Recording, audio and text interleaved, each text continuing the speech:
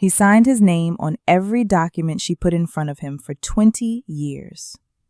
The mortgage, the business license, the tax returns, the insurance policies. He signed and she built, brick by brick, dollar by dollar, year by year. Then one day, his mother made one phone call, and he signed one final document, the one that was supposed to erase her completely. He forgot one thing. She was the one who taught him where to sign. Thomas and Nora Whitfield met in Phoenix, Arizona, in the summer of 1998. He was 26. She was 24. He was working at his father's car dealership, learning the business the slow way, answering phones, moving inventory, running errands for men twice his age who treated him with the particular indifference reserved for bosses' sons who haven't yet proved themselves. She was an office manager at a small accounting firm, the kind of woman who arrived 15 minutes early to everything and left only when the work was finished. They met at a friend's backyard barbecue. He brought beer. She brought a casserole dish and stayed to help clean up afterward. He said later that was the moment he knew. Not the way she looked, though she was lovely, but the way she stayed. He had never met anyone who stayed the way Nora stayed. They married in the spring of 2000. Small wedding. Her parents drove up from Oklahoma. His mother, Beverly Whitfield, arrived in a dress that cost more than the catering and spent the reception telling guests about the other women Thomas had dated before Nora, framing it, always, as fond reminiscing, never as what it actually was. Nora noticed. She smiled. She danced with her husband and told herself that some women are best understood early and then managed accordingly. For the first 3 years, they rented a small house in Tempe and saved everything they didn't spend. Nora kept the books for both their household and the small side business Thomas had started, a commercial cleaning company, 2 employees, 3 clients, a second-hand van with a dent in the passenger door. It was not glamorous. Thomas worked 12-hour days, driving between job sites, training new hires, fixing equipment in parking lots at 7 in the morning with a wrench and a thermos of cold coffee. Nora worked her day job and came home and did the billing and the scheduling and the taxes and the insurance filings and the client correspondence, all of it at the kitchen table after dinner while Thomas slept. She did not complain. She had grown up watching her mother work 2 jobs with a quiet pride that never asked for acknowledgement, and she had inherited that pride completely. In their house, work was not a burden. It was the point. By 2005, Whitfield Commercial Services had 14 employees, 31 clients, and revenues of just over $800,000 a year. Thomas handled operations, the crews, the equipment, the client relationships, the handshake deals that he was genuinely good at, because Thomas Whitfield had a warmth that people trusted immediately. Nora handled everything else. She had left her accounting job by then and was working full-time inside the business, restructuring their pricing model, renegotiating supplier contracts, building systems where there had been none. She designed a scheduling platform on spreadsheet software that their operations manager later described as the most efficient thing he had ever used in 20 years of the industry. She knew every number. She knew every contract.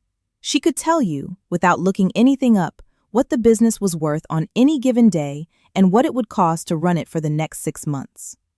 She had that kind of mind, the kind that sees structure in everything and cannot rest until the structure is sound. Beverly Whitfield visited twice a year.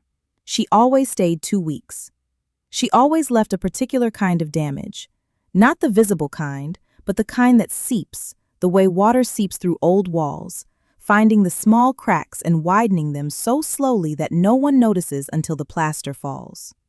She told Thomas that Nora was too controlling, that a wife shouldn't understand the business better than her husband, that there was something unsettling about a woman who tracked everything so carefully, who kept such detailed records, who always seemed to know more than she let on. She delivered these observations in the late evenings, after Nora had gone to bed, in the low, intimate voice she reserved for what she called honest conversation. The voice that said, "I'm only telling you this because I love you, and because someone has to." She was skilled at it. She had been practicing for decades. She knew that the most effective doubts are the ones that sound like concerns, and the most dangerous undermining is the kind that wraps itself in the language of care. She never said Nora is a problem. She said, "I just want you to be happy." And Thomas, who was a good man in the way that some good men are, fundamentally decent, genuinely loving, but without the inner architecture that allows a person to distinguish between their own thoughts and the thoughts of whoever last spoke to them with enough conviction, absorbed it all without knowing he was absorbing it. He loved Nora. He also loved his mother. He had never understood, and perhaps never could, that these two loves had been placed in quiet opposition, and that the opposition had been carefully constructed by one of the people he trusted most. Nora saw it clearly by year 7. She had grown up around women who worked and were underestimated, and she recognized the architecture of dismissal when she saw it. She didn't rage against it. She didn't confront Thomas with accusations she couldn't yet prove. She did what she always did when the ground felt uncertain beneath her. She paid closer attention, she kept better records, and she made sure that everything she had built was documented in her name. By 2015, the business had revenues of $4 million annually. They owned their home outright, a 4-bedroom house in Scottsdale that Nora had found, negotiated, and purchased with the efficiency of a woman who had been planning it for years. They had 2 daughters, ages 11 and 8, who both had their mother's eyes and their father's easy laugh, and who grew up in a house where dinner was on the table at 6:30 and someone always checked their homework. Thomas coached soccer on Saturdays. Nora sat on the board of a local nonprofit that provided financial literacy programs to first-generation college students. They were, by every visible measure, a family that had built something real. But Nora had been watching the small signs for 2 years by then. The phone calls Thomas took in the garage with the door closed. The way certain conversations ended when she walked into a room. A new attorney's name on a piece of mail that Thomas moved to his desk before she could read it. The slight but unmistakable shift in how he spoke about the business. A new vocabulary. His mother's vocabulary, in which Nora's contributions began to disappear simply by never being mentioned. She didn't panic. She didn't ask questions she suspected would not be answered honestly. She made an appointment with a business attorney named Renata Solis, who had a reputation in Phoenix for being, as her paralegal once described her, allergic to losing. Nora explained the situation in a single meeting. She brought a folder. Renata read it, asked 4 questions and said, "You built half this company. The law agrees with me." Nora paid the retainer that afternoon. She also opened a safe deposit box at a bank across the city. Into it she placed copies, not of everything because that would have drawn attention, but of the specific documents that a woman needs when she senses the floor is about to move. The business operating agreement, the shareholder records, 15 years of tax filings, the asset register, the employment records, the insurance policies, the supplier contracts she had personally negotiated. Every document that told the real story of who had done what and when, and how much it had been worth. She told no one. She simply prepared, the way she had always prepared, quietly, thoroughly, without drama. The documents arrived on a Wednesday morning. Thomas sat her down at the kitchen table, the same table where she had done billing at midnight in 2001, the same table where their daughters had done homework for a decade, and explained, in the careful tone of a man who had rehearsed his words until they no longer sounded borrowed, that he thought it would be best if they restructured the business. Beverly had strongly suggested, that she become a silent partner for tax purposes, and that Nora's ownership stake be transferred into a family trust that Beverly would manage. He presented it as practical. He presented it as something her attorney could review. He presented it, in other words, as a reasonable business conversation. Nora looked at the documents for a long time. She read every page. Then she looked at her husband. Really looked at him. The way you look at someone when you are trying to find the person you married underneath the person they have become. She found something there. Not malice, something sadder than malice. A man who had been worked on for so long, so carefully, that he had lost the thread back to his own judgment. She said, very quietly, "I'm going to need some time to think about this." She called Renata that evening. Renata read the documents, used a word Nora had never heard her use before, and got to work. What Thomas and Beverly had not understood, what they had never bothered to consider, because neither of them had ever truly counted Nora's contributions in any currency that mattered to them, was the specific and documented nature of what she had built. The operating agreement from 2003 established her as a 50% owner with equal authority. The financial record showed her labor not as background support, but as executive function, identifiable, quantifiable, and on paper going back 15 years.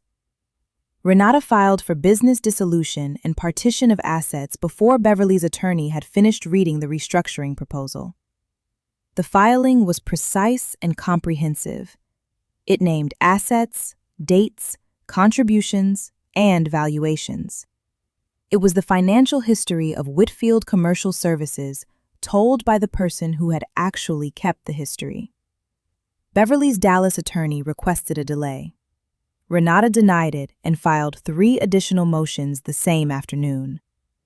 The settlement took 9 months. There were hard days.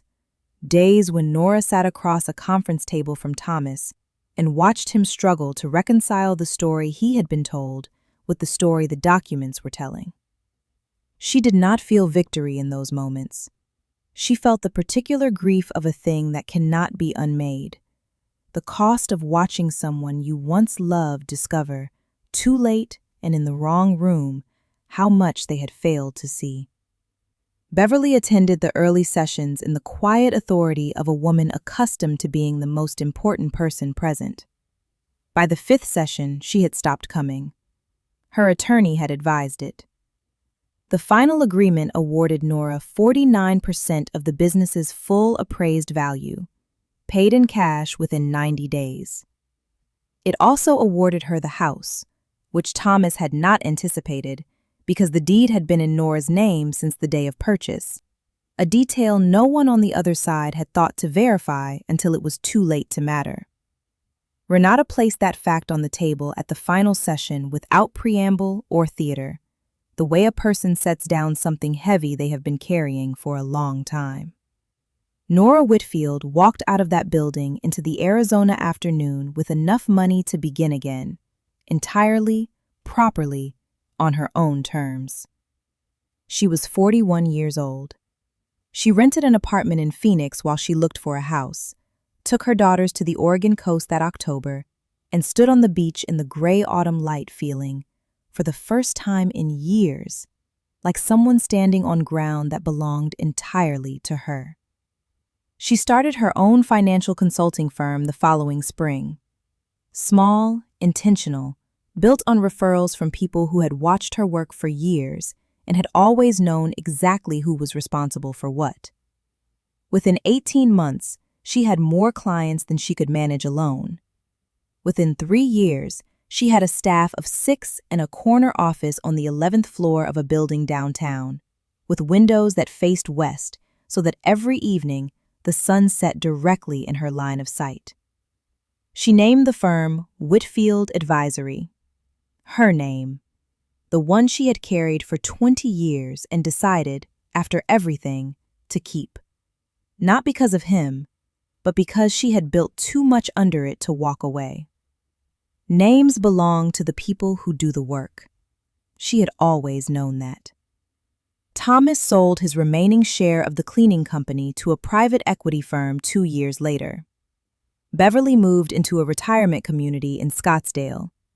The social world she had spent decades carefully managing, the hierarchy of approval and exclusion, the architecture of who was in and who was out, had, over time, produced acquaintances rather than friends. People who had been managed eventually recognized that they had been managed. They found reasons to be elsewhere. Her son visited on Sundays. There was no one else. Nora's elder daughter was 18 when she asked her mother, one evening over dinner, whether she ever regretted staying as long as she did. Nora was quiet for a moment. Then she stayed, until I had everything I needed to leave properly. That's not the same as staying too long. That's called being ready. Her daughter thought about that for a long time. She still thinks about it. Nora Whitfield still arrives 15 minutes early to everything. She still stays to help clean up. And every morning, before the first client call, she sits at her desk with a cup of coffee and writes down the 3 most important things she needs to accomplish that day. It is a small habit, an ordinary one. It is also, when you trace the line back far enough, the habit that built everything she has. Some people sign the documents. Some people know what the documents mean. The difference, in the end, is everything.